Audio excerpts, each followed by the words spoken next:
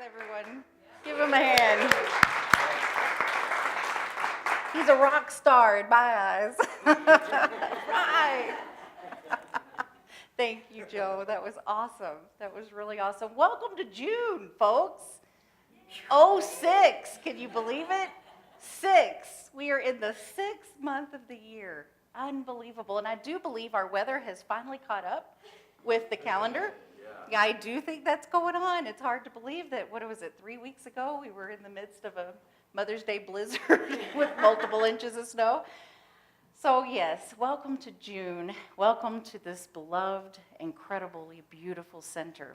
And we are moving into our theme of the month of June, which is fulfillment. So when I say the word fulfillment, what comes to mind for you? What is fulfillment for you?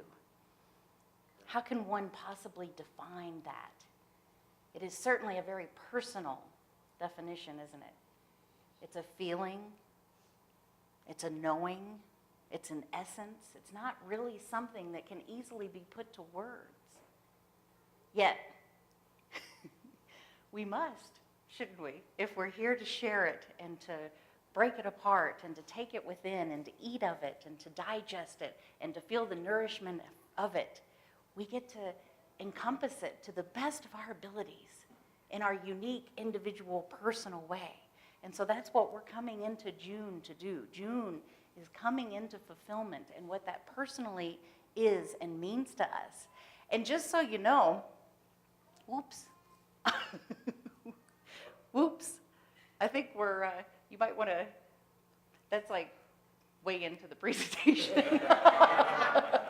So I'm going to go to slide 2. Slide 1 is the guy with his arms wide open with the beautiful sky. Do you see that one? I see that one. Fulfillment. Ah, what a beautiful display of fulfillment. Thank you, Joe. That's awesome. And then there we go. Boy, the likeness is unbelievable. The likeness is unbelievable. So, you know, in incorporating this theme, this idea of fulfillment, I wanted to point out to you guys, did you know that you could get fulfillment through Amazon? Right there. Right there. So if you're looking for a little fulfillment, needing to place an order or anything, you know Amazon's got it all. So we could just go to Amazon and experience our fulfillment right then and there. So yeah, no. All joking aside, though, fulfillment is definitely a very personal, empowering, embodying thing that we get to experience on a moment basis. And so looking into this idea as we're attempting to put words around this huge, encompassing idea of fulfillment, I found this other really amazing slide, and this kitten has pretty much found it for us. Fulfillment. A feeling of satisfaction at having achieved your desires. And of course, that brings to a bit of a little different term too, of feeling very full. I'm sure the kitten is feeling very full as well.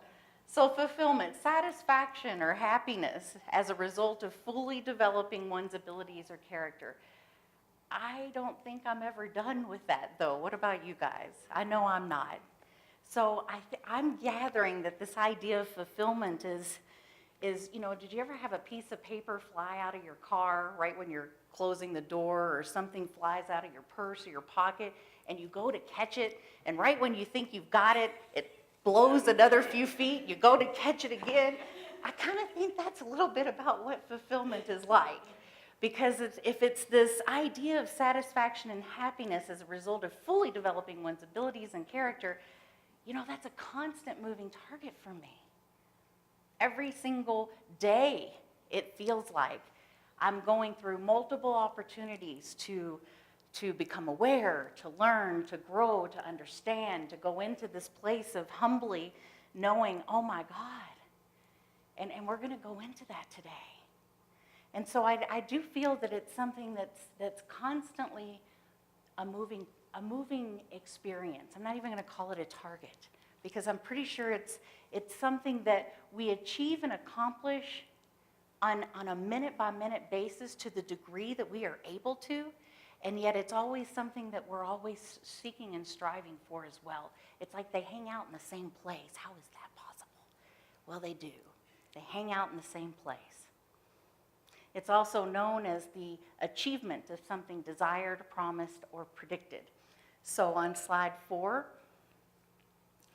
there's a lot of information out there if you were to go searching and to do some research on it. Slide 4 shows this very layered and structured way of going about achieving and attaining fulfillment. We've got actions and projects and goals and passions and principles, and all based on your life purpose and mission statement, and that's all great. That's wonderful. Where is that? It's still right here, isn't it? Right here in our head. Let's go on to the next slide. And then we've got this other really cool way of looking at it that's more of a circle, less hierarchical, and it's still kind of focusing on these different elements of physical and health and family and home, spiritual, social and cultural, financial and career, mental improvement. And based on this particular model, it's kind of based on balance. If you took a look at those different triangles there and the colors in there, and what the colors represent with the words, are you in balance in all of those different areas in your life at this moment? And if you are, I want to give you a hug. And I'm going to know some of that rubs off on me. No. Right? So that's the thing. That's the paper that I think flies, and we're constantly going to put our foot on it. It's that constant moving aspiration of knowing in our heart that our desire is for those things to be balanced and well and right within our world. Yet, I'm pretty sure that that's what life is all about. That's what fulfillment's all about, is the ever-increasing awareness that comes from the movement of these, in balance, out of balance, becoming aware of it, realizing what it is that we need to nurture and nourish, what it is that we need to show up and embrace in our world as we move in and out of balance with this. And so those are just 2 depictions of fulfillment there for us. And then we'll go on to slide, there you go, you can stay there. So Ted Murray from Humanity's Team describes right now like this, and this is where I'm going with that idea of balance and fulfillment. Never has the possibility of personal transformation been so rapid and so urgent. The world is so quickly changing that if we don't transform our thoughts and actions by clearing out the old programming and consciously choosing to take full responsibility for living our true purpose, then life may become overwhelming. Yeah, out of balance idea. We know that we will face unprecedented challenges, but if we have transformed our attitude and our physical body to be consistently connected with pure source energy, we will actually thrive and grow with the increasing challenges. You see, I love that, because what it is on the previous slide, you don't have to go back to it, it's this idea of achieving balance in all of those different categories. But of course, the knowledge and the knowing of what we need to do, how we need to maneuver our thoughts and our minds, what we need to clear out because something's feeling out of balance, is what allows us to move into balance. And so the idea here that he is talking about is, wait a minute, what if we just focused on these key areas and knowing and bringing those into our center and cultivating those areas is really going to allow us to thrive and grow. I was creating a new word there, throw and grow. Thrive and grow with the increasing challenges. So, all in all, what I'm really, really saying here is it's really not about ignoring or avoiding the challenges. It's about honing and balancing and supporting that what we need to support within us to move into balance in all of those areas of our life, to move into fulfillment. He goes on to say, where do you begin the transformation process? The key is to balance the process on all 3 levels simultaneously. And those levels that he was talking about is our attitude, our physical body, and our knowledge of pure source energy. We're going to balance our process on all 3 levels simultaneously, body, mind, and spirit, all reinforce with each other. And when you focus too much on only one, the process is held back by the lack of balance. At the heart of any transformation is to get in touch with your emotions and allow them to be expressed in a non-judgmental way without attaching any stories or lasting importance to them. Now I'm going to cover that again because there's this incredible feeling that I've got inside that goes with those words. And I'm going to do my best to impress those on you and within you. So think about this. At the heart of any transformation is to get in touch with your emotions and allow them to be expressed in a non-judgmental way without attaching any stories or lasting importance to them. You see, we're taking them as information, very important, valuable, instructive information, as the idea of being the observer. And as long as we don't attach a story or any lasting impression on it, it doesn't become baggage. It just shows up in our life as the gift that it's meant to give us, to bring us into the perfect, beautiful awareness that we need to know in that moment. So emotions are wonderful as long as we don't hang on to them. We don't want to keep a backpack full of our emotions, but they do serve us in our moment of awareness. When you allow yourself to experience the emotions in your body, free your mind from its past programming, and consistently connect with pure source energy, then transformation can be fast, powerful, and permanent. So that's what he was saying about that. So we're moving in. I'm kind of giving you this introduction of the idea of the theme of the month, which is fulfillment. Fulfillment that we just talked about is really hard to define, but we're going to do the best we can to put our arms and our hearts and our souls and our minds around this concept. And so I'm going to ask and pose you a question that has everything to do with fulfillment, and that is, where is God? Where is God? I mean, truly, if I was going to go and ask each one of you, if I just went up to you and said, Joe, where is God? I just want you to think about that for a minute. And you can answer if you want. Okay, cool. Get back with me on that. So there's this really beautiful story. I don't know if you've heard it before or not, but it was one of my teacher's very favorite stories, and it's called Lunch with God. And this little boy set out one morning to go visit God. And the little boy was pretty sure that God lived far, far away. So he packed a suitcase full of Twinkies and root beer. And he got started on his trek, and about 3 blocks down the road, he saw this older lady sitting on a park bench just staring at pigeons. And he decided to go sit down next to her. He just sat down, and he started to sip a root beer, and he noticed that she looked kind of hungry. So he offered her a Twinkie. And she smiled really brightly at him, and he loved it. It was the most beautiful smile he'd ever seen. And he thought, well, if I offer a root beer, will she smile at me again? So he gets into his suitcase, and he pulls out a root beer and hands it out to her, and she smiled again, even more brilliantly. And he just loved it. And they sat there all afternoon eating Twinkies and drinking root beer. And it started to get dark, and he was starting to get a little tired. So he got down off the bench, and he was going to head home. And he got a few steps out and turned around, and he thought, I want to see her smile again. And so he ran up to her and gave her a really big hug, and she gave him the most delightful, beautiful smile that he had ever seen in his life. And so he kind of skips all the way back home. And when he burst through the door of his house, a short time later, his mother looked at him surprised and saw the joy in his face and said, what did you do today that made you so happy? He replied, I had lunch with God. And before his mother could respond, he said, you know what? She's got the most beautiful smile I've ever seen. And meanwhile, the older woman, also radiant with joy, returned to her home, and her son noticed the look of peace on her face. And he asked, Mother, what did you do today that made you so happy? And she replied, I ate Twinkies in the park with God. And before her son could respond, she said, and you know what? He's much younger than I expected. I just love that story because that definitely starts to set the foundation of the idea and this concept of where is God? Where is God? Where was God for them? And where is God for you? So let's go to slide 7. So we can break it down in this way as well. Each human,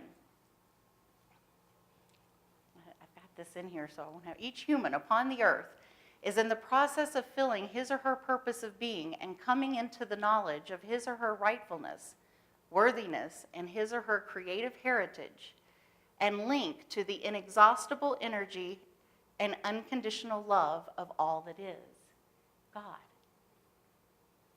Now there's a definition. What do you all think of that definition?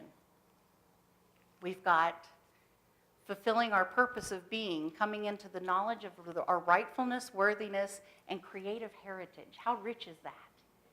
Can you all pick a time when you really have knowledge of when you're in this midst? Think about it. Purpose of being, coming into knowledge of rightfulness, worthiness, and creative heritage, and then you're linked to this inexhaustible energy and unconditional love known as God. Now, I want to see a raise of hands. How often, or not how often, but how many of you have recently felt in alignment and in vibration and in tune with this definition right there? Hold your hands up. Excellent. That is really awesome. That is really awesome. Because I tell you, I did. I was in this space quite a lot this week. And I want to share a little bit about that with you just in a little bit. I want to also, for a minute, mention that, who is known as one of our greats in the creative writing world, Maya Angelou. She passed away this week. And it's been a very rich week because I think so many of us have been bombarded with so many of her works, and a lot of people have been writing all week about their experiences with her and how she personally has changed their lives. And I got the privilege of hearing her speak twice, and I got to meet her once, and it was a wonderful experience. I wanted to share with you a little bit about what Wayne Dyer wrote this week on her passing.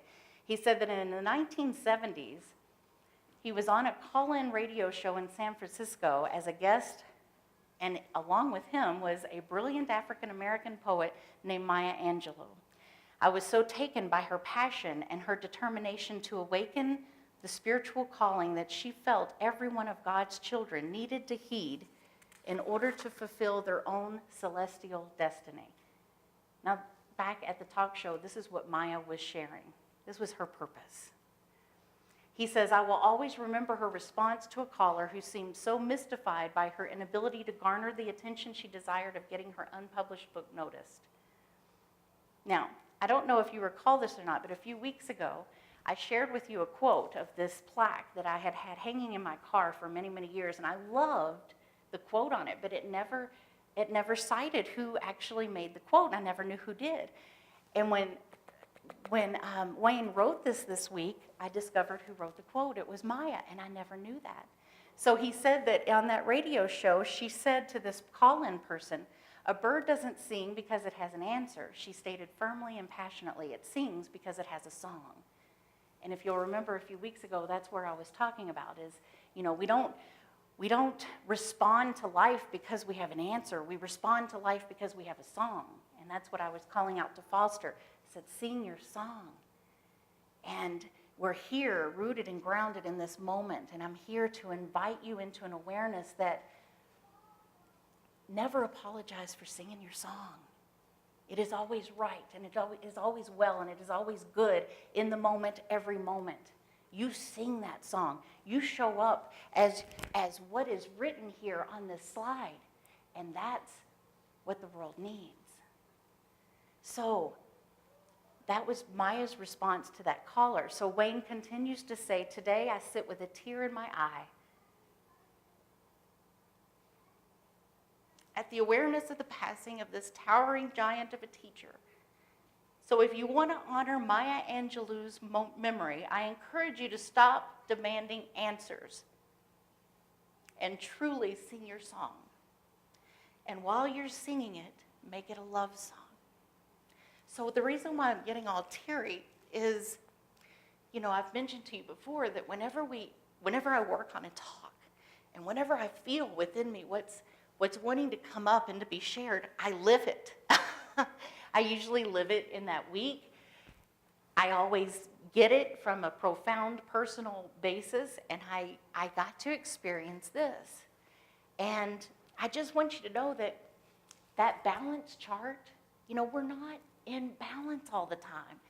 I mean, I swear to you, if we were, we probably wouldn't be here in physical form. We would have transcended. I'm not in that balanced place all the time. Sometimes I demand answers. Sometimes I demand answers of myself or someone else until I remember that it's all about singing our song. And I got to have experiences this week that ignited and erupted even more so within me, that love and that channel of unconditional, inexhaustible energy that God is, that we all must know and find within ourselves and nowhere else. Because to the degree that we know it within ourselves is the same degree that we can experience it in the world. It can't be any more and it can't be any less. So this walk that we do of being in balance with our different areas that was on that slide is all about becoming into recognition and awareness of it within us, so much so to the degree and the level that we get to experience it in the outer world. It's a beautiful dance. It's a beautiful song. There's this PBS special on happiness that says, I see my life as a loan from God and I intend to pay it back with interest. And that what Wayne said about singing your song and while you're at it, make it a love song, isn't that what we're all here to do? Is to make each and every one of our songs a love song, truly, in our own unique, special way that only we can do. We have our own mix of colors that makes it our love song, and that's what we're here for. So I want to share with you, I've got a couple of slides that I'm going to start with, and then I'm going to share a song with you, and there's a little bit of a story. Now, the cool thing about this Where is God? I love to poll people during the week whenever I kind of know what my talk is going to be about, and I'll go up to people and ask them a question about it.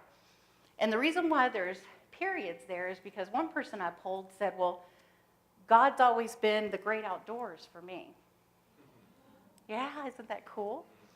And you know what? God's always kind of been the great outdoors for me too.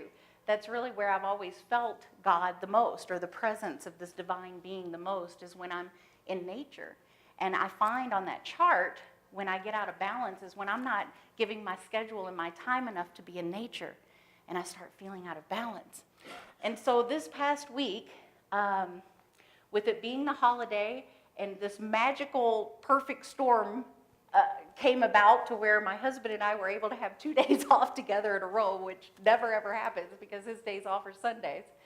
We actually headed for the mountains. We left Jason's graduation party, went home and packed within an hour, and by 5 o'clock Sunday night, we were headed into the mountains to go camping for a couple of days. And in this experience, this is God, the great outdoors. And if you'll go to the next, this is a view from our campsite. We were just under 10,000 feet. So if you want to go to the next slide. Okay, thank you. So to give you a little bit of it, I want to pass this on to you. That's really always my goal on a Sunday, is this that's alive in me and I so passionately feel and I could think's just going to burst forth from my heart. I want to pass some of that on to you. And there's all different kinds of ways that I like to come up to do that, and this is one of them. So I'm going to say, bear with me, open your mind, open your heart, and go with me here. This is a particular song that is currently my love song, just like Wayne had said when he was quoting Maya. And the reason for it is, if you'll allow yourself to feel it, I'm going to invite you to really go within and feel the words. That's why I went ahead and provided them here, but there's something about the music and the words that go together. And I want you to feel it, and I want to find out if you feel what I feel when we hear it together. But this is what we were playing. This is an excellent, beautiful artist, Denise, and this is one of her songs, and we're driving through the canyon on the way to this campsite. And I tell you, folks, I experienced an even greater understanding and level of God, of love within me. I swear to you, my heart was just bursting open, and I was encompassing more of the universal God source than I thought I ever could. And so I want to share that with you. So let's listen to this song. You can keep your eyes open, you can keep them closed, you can start singing, whatever you feel moved to do. But what I do ask is that you be open and receptive to it. Thank you, Eric. Thank you, Eric. So could you feel it? Could you feel it? So I invite you, for I know that you know, wherever it is that you find yourself and whatever it is that you find yourself doing, where you truly know God within you, I invite you to incorporate that into your week this week. I know it's there. I know that each one of you right now can think of something that you do, somewhere that you go, somebody that you talk to.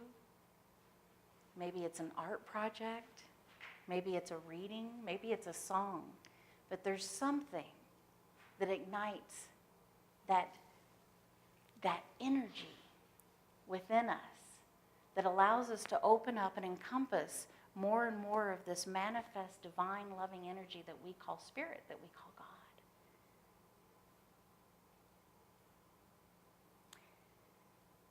And so the question is, where is God? It's within us to the degree that we are able to encompass it. And I invite you to bring into your world this week that which allows you to encompass it a little bit brighter, in a little bit more color, in a stronger vibration.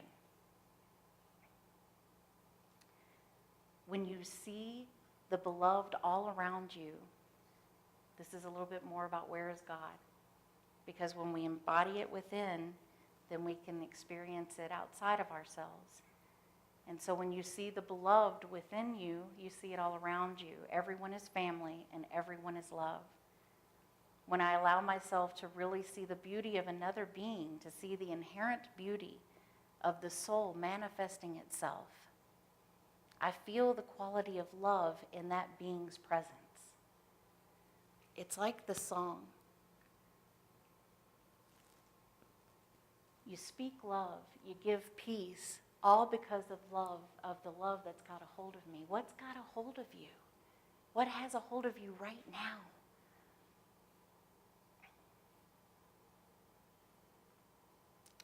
You know, we're affecting the world in every moment. It's like what Wayne said, quoting Maya, if you're going to sing your song, you might as well make it a love song. You might as well, because we're affecting our world, we're affecting other worlds, whether we mean to or not. Our actions and states of mind matter because we are so deeply interconnected with one another. Working on our own consciousness is the most important thing that we can be doing at any moment, and being love is a supreme creative act. That was what Ram Dass said about this interconnected love and connection that we feel with one another. You know, there's this great saying, don't get upset with the mirror, fix the reflection. And that's what Ram Dass was talking about. Our actions and our states of mind matter. You know, and I can say, I've had some actions this month, and I've been in a state of mind this month that I've not been real proud of. And I know how much it matters because I can see how it impacts my world and impacts the world of others. And I can move through it by coming to the realization that it's truly a gift, and I can feel gratitude in my heart because it brings me to this space. It allows me to wake up even more so to that which is within me and what my purpose and intention is. And that's it. It's to give love and to speak peace because of this thing that's got a hold of me. So I ask you, what's got a hold of you? I'm going to go ahead and clip through some of those. You know, Cindy did an outstanding job last week in her talk and her sharing. And I noticed something that I really enjoyed is she provided a few slides during her talk of some personal pictures of what she was talking about. And so I decided to go ahead and incorporate a little of that in my talk today of our camping trip. And so if you can go to the next few slides, whoops. And if not, that's okay. It's, okay, it starts on 11, I think. And so, if you can imagine God, the great outdoors, and I definitely resonate with that, and I know that my husband Tony resonates with that. We were in the great outdoors for 2 nights, and it fulfilled me so much, and it filled me back up so much. This was a view of where we had camped. You can just flip through them real quick. There's our tent, right by this big pile of snow. It was a bigger pile of snow when we got there. But the whole idea, these are some, and I thought they were bighorn sheep, but I'm told after showing the picture to somebody that it might be some sort of goat, I'm not sure. But it was a small family that hung out in our campsite the whole time we were there. So we named them, they became part of the family. They were really cool. So we camped in between them and 2 bear that were just around the corner of where we were. So if you want to flip through again. Oh, that's a selfie. That's a campfire selfie. So flip through. There's the campfire the second night. And then just keep flipping through. That was the sky the night that we had the campfire. So as you can imagine, it was freezing cold up there. The first night we got there, it was snowing. We started putting up camp. We didn't have a fire that night, but we did the second night. But what I wanted to share with you about this is, we're right under 10,000 feet, right about tree line. And I am not kidding you at all. There wasn't a single sound all night long. Not one single tree limb cracking. Nothing. It was completely quiet. And the stars were unbelievable. And I will tell you that the first night before Tony went to sleep, he said, well, maybe an owl will come visit us.